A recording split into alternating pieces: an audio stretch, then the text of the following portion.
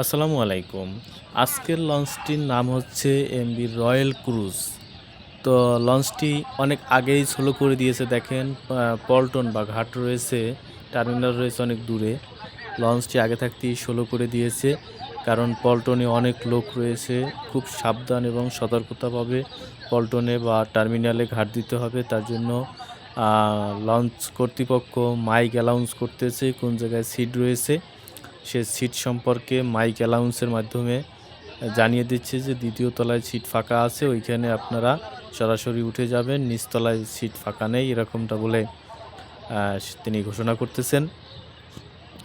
আর লঞ্চটি টার্মিনালের একেবারে সন্নিকটে চলে এসেছে। সাবধানে টার্মিনালে ঘাট দিতে হবে, কারণ লঞ্চটা অনেক বড় এবং পাশে লঞ্চ টার্মিনালে পাশে অনেক তেমন একটা জায়গা নেই।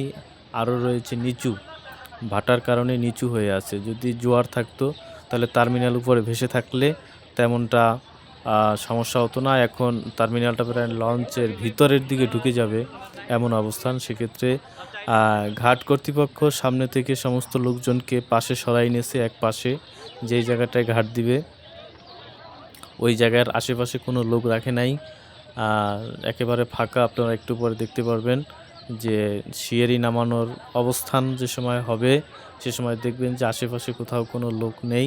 একটু পরে আমি সেই দৃশ্যটা আপনাদের সম্মুখে এনে দিচ্ছি, আপনারা খুব সুন্দরভাবে দেখতে পাবেন। তবে দেখেন লঞ্চটার আকৃতি অনেকটা বড় দেখাচ্ছে। যদিও আমাদের বরগুনা টু ঢাকা লাইনে এই যে দেখেন এই সম্মুখের দিকে লোকজন একেবারে নাই বললেই চলে। এখন সিঁড়ি নামাতে হবে, আর এই সিঁড়ি নামাইয়া না দিলে লোকজন উঠতে পারবে না। প্রায় 2 থেকে 3 হাত উঁচা, এখানে লোকজন ওঠা খুবই কষ্টসাধ্য ব্যাপার। তো সিঁড়ি নামানোর আগেই এখানে লোকজন এসে দাঁড়িয়ে রয়েছে। যেই মাত্র একটু মাত্র প্লেস হয়েছে ঠিক করার আগেই লোক ওঠা শুরু করে দিয়েছে। তো যাই হোক, যে কথা বলতেছিলাম, বরগুনা টু ঢাকা লাইনে যে সমস্ত লঞ্চ আসে তার ভিতর থেকে এই এমভি রয়্যাল ক্রুজ, তারপরে শাহরুখ 2, এই সমস্ত লঞ্চ একটু কোয়ালিটি সম্পূর্ণ এবং বড়। এই লঞ্চগুলোর ভিতরে অনেক পরিমাণে যাত্রী ধরে। তাছাড়াও রয়েছে পূবালী 1, সেটা অহরহ সবসময় আসা যাওয়া করে। এর ভিতরে একটি ছোট লঞ্চ আসছিল শরীয়তপুর 3। মজাদার বিষয় হচ্ছে লঞ্চের কোনো কর্তৃপক্ষ মাছ কিনতে চেয়েছিল, সে কারণে এই মাছটি আর কি মাইক অ্যানাউন্সের মাধ্যমে ডাক দিয়েছিল এবং মাছটি নিয়ে এসেছে। লঞ্চ কর্তৃপক্ষ মাছের দাম দর করবে। তো মাছের দাম দরটা আমি শুনেছিলাম। সেখানে যিনি মাছ বিক্রি করতে নিয়ে আসছে তিনি 2000 টাকা দাম চাইছিলেন। যারা কিনতে চাচ্ছে তারা 1000 টাকা। এই যে যিনি কিনতে চাচ্ছেন তিনি আসতেছে। আসার পরে এই যে দেখেন এখানে যে মাছগুলো রয়েছে চিংড়ি মাছ এবং এটাকে বলা হয় হচ্ছে দৌড়ি মাছ। তারপরে আরও ছোট ছোট বিভিন্ন ভ্যারাইটিস ধরনের মাছ রয়েছে।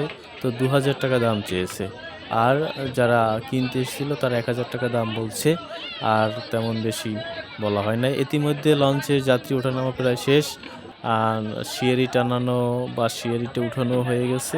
এখন লঞ্চটি ছাড়ার অবস্থানে চলে এসেছে। তো লঞ্চটি অলরেডি ব্যাগার দিয়ে দিয়েছে, আর রশিটা উঠিয়ে নিয়ে নিল। এখন লঞ্চটি চলে যাবে ঢাকার উদ্দেশ্যে। এখানে যারা যাত্রী রয়েছে তাদের জন্য রইল ফি আমানিল্লাহ। আর আমরা যারা দেখতেছি, আর যদি ভিডিওটি ভালো লাগে অবশ্যই আমার সঙ্গে থাকবেন। আসসালামু আলাইকুম।